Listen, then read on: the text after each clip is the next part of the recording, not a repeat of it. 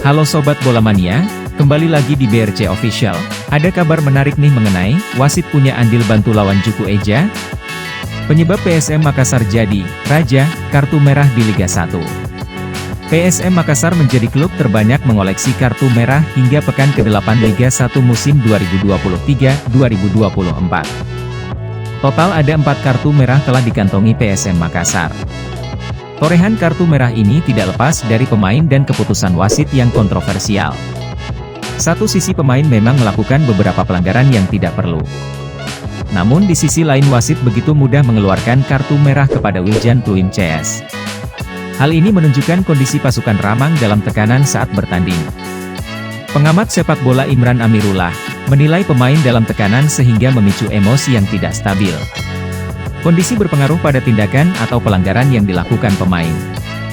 Selain itu, kebijakan wasit juga patut dilihat.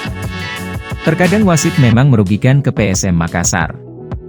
Saya baca di koran 8 pertandingan 4 kartu merah, artinya di situ kita lihat begitu besarnya tekanan lawan, katanya kepada Tribun Timur, Sabtu, 12 Agustus 2023. Untuk memperbaiki hal ini, mental pemain harus dikondisikan. Mengembalikan mental pemain adalah cara agar di lapangan tidak dibawa tekanan lawan. Pelanggaran yang tidak perlu disebabkan kurangnya fokus pemain dan bermain dalam tekanan. Tekanan ini bisa saja datang dari tim lawan, supporter lawan, maupun pendukung sendiri yang menuntut ekspektasi lebih. Mental ini yang pengaruhi PSM Makassar, karena tuntutan dan ekspektasi masyarakat, jelas mantan pelatih PSM itu.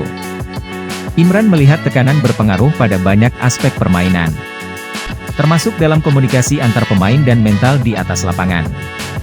Tekanan mempengaruhi kondisi psikologis pemain. Apalagi pada laga tandang, supporter tim tamu tidak bisa hadir langsung di stadion. Jadi kan otomatis secara psikologis mereka akan terpengaruh. Akhirnya terjadi miskomunikasi karena begitu tegangnya mereka lupa komunikasi, lupa posisi, lupa tanggung jawab, tandasnya. Sederet problem PSM yang harus dibenahi. Pertama, masalah defensif. PSM Makassar sering kebobolan babak kedua. Bahkan Laskar Pinisi kebobolan lebih dari 1 gol di babak kedua. Hal itu menunjukkan adanya masalah di lini belakang Juku Eja. Seperti saat PSM Makassar melawan Dewa kalah 1-2. 2 gol lawan tercipta di babak kedua. Lalu lawan Persib, PSM menang 2-4. Namun 2 gol Maung Bandung tercipta dalam tempo 3 menit.